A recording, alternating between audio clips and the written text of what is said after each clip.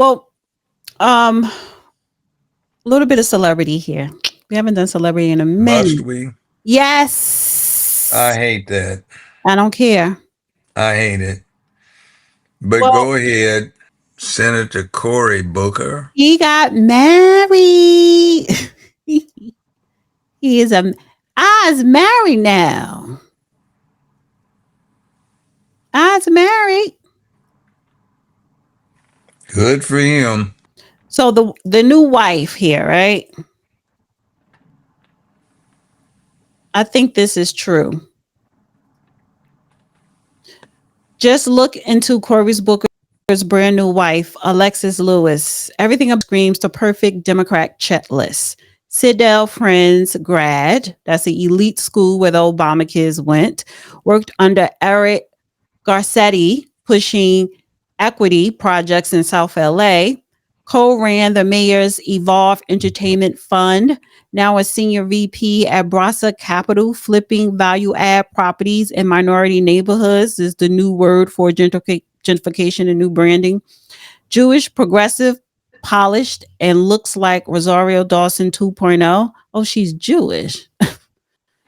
Met in May of 2024. They moved in together a month later, engaged 2 months later, fast tracks, 2 stage ceremonies, North Courthouse, and an interfaith chuppah.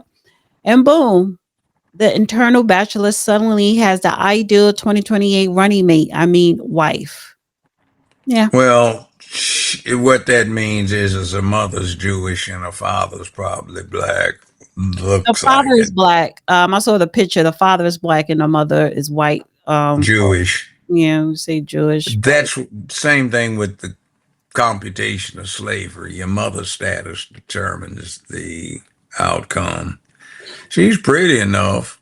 Well, I found this funny. George Santos tweeted, I married my first wife before I came out of the closet, and there is nothing wrong with that. Yeah, I kind of didn't want to say that, but Yeah. So when you know, hey, it's not Lucille and and so when 2020, Felicia yeah. and Sally. It's Bob and Bill and Jamal. Remember Sheriff Bud Boy down in Well, here's the Atlanta thing. Here's the and his thing. little But gay here's porn but stuff? here's the thing. They're probably going to separate after he loses the 2028 presidential bid. He's not going to be president of the United States. And that's when they're going to quietly separate. So he's not going to be president of the United States. Come on, he can give that up. So listen, I want to swing over to Diddy. Diddy is back in the news because Tuesday a new documentary drops on Netflix, and I can't wait because I will be watching it. And it was executive produced by 50 Cent. It's really going behind the scenes of him going through the legal drama before he, ended up behind bars. So I want to play this clip here. This is 50 Cent being interviewed on Good Morning America. P. Diddy's nemesis. Of Sean Diddy Combs in the days leading up to his arrest in New York last September. You want to put the stuff in my fanny pack, King? The exclusive video obtained by Netflix shows Combs debating with his lawyers about strategy. Listen to me. I'm going to get off the phone right now, and I am going to let you professionals look at the situation and come back to me with a solution. No matter what, no matter what nobody said. Let's just here and there, y'all are not working together the right way. We're losing. The footage is part of a new highly anticipated docuseries by director Alex Stapleton and rapper and executive producer Curtis 50 Cent Jackson, titled Sean Combs: The Reckoning. Was there anything that surprised you when you were watching? I think it was surprising that he actually filmed it. It was very interesting to watch a man who's known for his brand presence. He has a really amazing knack for marketing and all of that, and how he was sort of taking that into account in how he was coming off to the public. The exclusive video also shows Combs in Harlem greeting fans. Off my back, bro. Lord, you win. I'm gonna win. Lord, you win. Be with it. I'll accept it. I need some hand sanitizer. Hold on. I got it. I've been out in the streets amongst the people. Yeah, I gotta take a bath. Like the amount of people that actually I'm coming in contact with, like that's what I have to do. You know what I'm saying?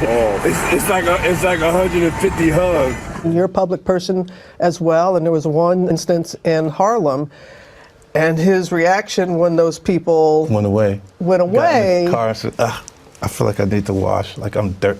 That was, it should show you his character. Was that the reason for including it? Yeah. I mean, what's the odds that you would do that in front of the camera? Like that's one of the moments where he forgot he was on tape. How do you respond to people who say that it's more about the disdain that you have for Sean Combs than it is for giving the victims a platform? What they consider a pre-existing beef, right, for 20 years, right, is me being uncomfortable with him suggesting that he takes me shopping, or I looked at it like it was like a tester, like maybe you'll come play with me, type of thing, right? And it's not personal. I think it's important to also let people know that the show is not completely the perspectives of people that did not like Sean. We weren't trying to just get the highlights, the salacious details, that the real goal was to storytell. And not everyone needed to have an allegation to be a part of this project. The 4-part series also features 2 jurors from Combs' trial who are speaking for the first time about how they reached their mixed verdict, finding Combs guilty of 2 prostitution offenses, but clear of racketeering and sex trafficking charges, both sharing their thoughts on the relationship between Combs and singer Cassie. Juror 75 describing them as 2 people in love, and Juror 160 saying in part, domestic violence wasn't one of the charges. Cassie, is she a victim in all this? I believe Cassie's a victim in all this because she came in she's like 18, like 19 years old in the very beginning. After a while, over time, you condition for it. The goal of what the film is trying to do is to let the audience kind of come in to ask questions like, were their decisions colored by certain things, and who got the benefit of the doubt, in that courtroom? Do you think that hip-hop culture was on trial as much as Sean Combs was? Look, if I didn't say anything, you would interpret it as the hip-hop is fine with his behaviors. There's no one else being vocal. So you would look at it and just say, because that mind your business, or let me not say nothing about nothing, or those things, it would allow the entire culture to register as if they're for that behavior. If Sean Combs watches this, what do you think he's going to feel? Like, wow, this is amazing. I think he's going to say this is the best documentary I've seen in a long time. Because you'll see people saying that. I mean, he may feel a different way about pieces and bits of it, but he knows the truth. I think he'll see the truth in it. Wow. So, what are your thoughts? I don't care. What were they talking about? It's irrelevant to me, other than the aspects of the case, which it came back okay. Let's see what happens on the appeal. I think. But do you think this harms the appeal process, having this documentary come out? It doesn't. Doesn't make a bit of difference. Are you going to watch it? Are you going to watch the documentary? No, I'm not. Well, don't you want to hear what the jurors had to say? I haven't imagined. Look, this is like somebody dramatizing what you did as a massage therapist. How boring can that get? And then the social aspects of it, in my mind's eye, that belongs on the last page, the last column of the last section in the newspaper, because it's gossip what they're focusing on. I didn't think that. I'm like, okay, we are completely done with the Diddy saga, right? And here we have it, the documentary. So I guess, people, particularly 50 Cent, are figuring out ways to make money off him. And also, yeah, they are. And it's classic exemplar of where we go wrong. And Diddy, during a holiday, he's at Fort Dix in New Jersey, somewhat of a low security facility. He bought everyone. Well, he contributed to Thanksgiving dinner in the prison, and he's been doing a lot of, I guess you could say, charity, or helping other inmates financially and educationally. I guess with business and stuff like that. He's making friends. It's photos of him smiling. And so yeah, he financially paid for the Thanksgiving dinner at the prison he's at. So he's How settling in. nice. He's And settling I in. don't care. So what do you think, just real quick, his appeal process, do you think it may have some success? I don't know. Yes, I think it likely will. I Hmm. think the main part that's going to be the biggest contention is the sentencing and general atmosphere of what went on. But thanks to Biden, Stennis, Byrd, and such like, from a long time ago, the criminal justice system, federal criminal justice system, is kind of screwed. You can have trial by ambush, and a lot of what they're doing is somewhat unholy. Everything is unholy to you. Um, Yeah, well, I mean, I just dealt with it. It was my business, and I've seen it go downhill. well, here's the last thing I want to bring up. It has to do with the law. A blow Okay. to the Trump administration today after an appeals court upheld a ruling that disqualifies one of his appointees. And you'll recall that Alina Habba used to be one of President Trump's personal lawyers.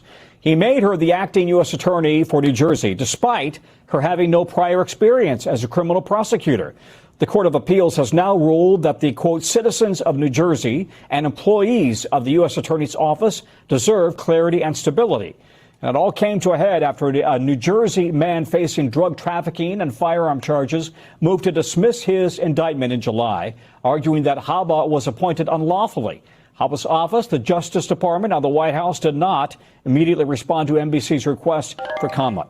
NBC's Gary Grumbaugh joins us now with more on this. And Gary, break all of this down for us, will you? And what exactly was considered to be unlawful? Just her appointment. So here's what happened here. President Trump appointed Alina Habba for 120 days. At the end of that, she was not confirmed by the U.S. Senate or kept on by the U.S. district judges. So she was out of a job. Then the U.S. district judges in New Jersey put in somebody new. Attorney General Pam Bondi didn't like that, fired that person, and reappointed Alina Habba. The U.S. District Court in the District of New Jersey found that to be unlawful. Today, the appeals court found that to be unlawful. We have a statement from the plaintiffs in the case saying, quote, President Trump cannot usurp longstanding statutory and constitutional processes to insert whomever he wants in these positions. Tom?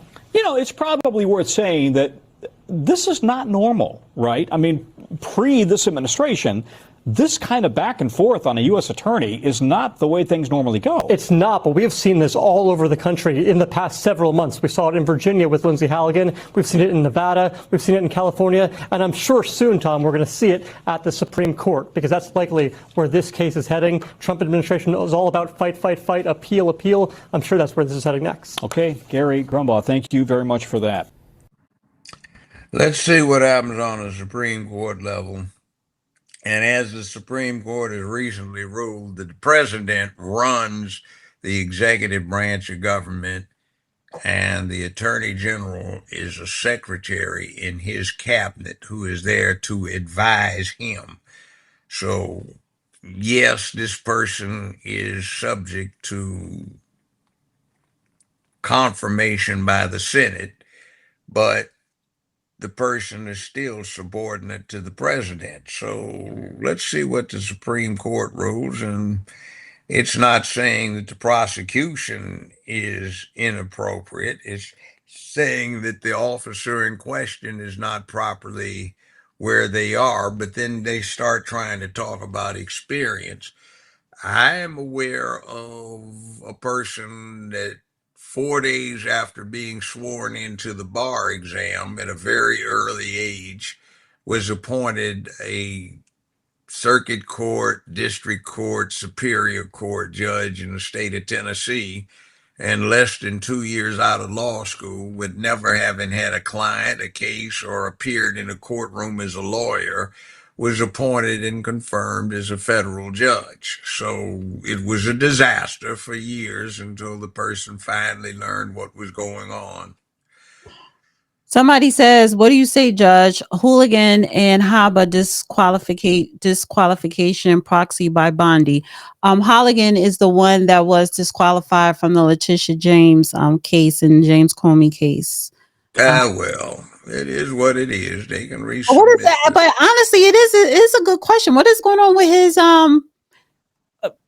not following protocol with appointment? Like, you're not appointing these people properly. So whatever major in other words, what it is, it's messing up the cases. You're literally letting corrupt criminal. Let me just say this: you're literally allowing corrupt criminal people to have their case dismissed on a technicality. You're not following proper protocol on how you're appointing these people to these positions. That's not quite what the case is about.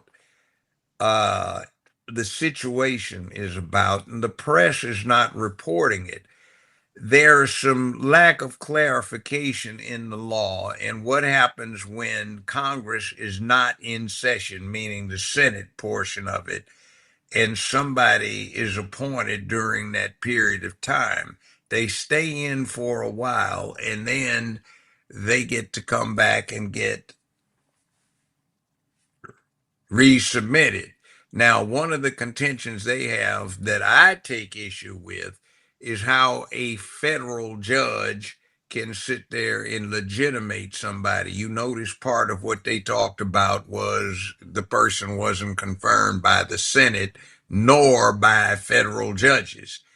I don't read the Constitution as giving the federal judges the authority to certify somebody in their particular branch of government, which is the judicial government, not in their branch, but their branch of government extending into the executive branch, where they get to decide upon somebody who is okay to be in the executive portion of the branch or ratify their appointment. So the woman just needs to be resubmitted or somebody else substituted, and the prosecution can continue.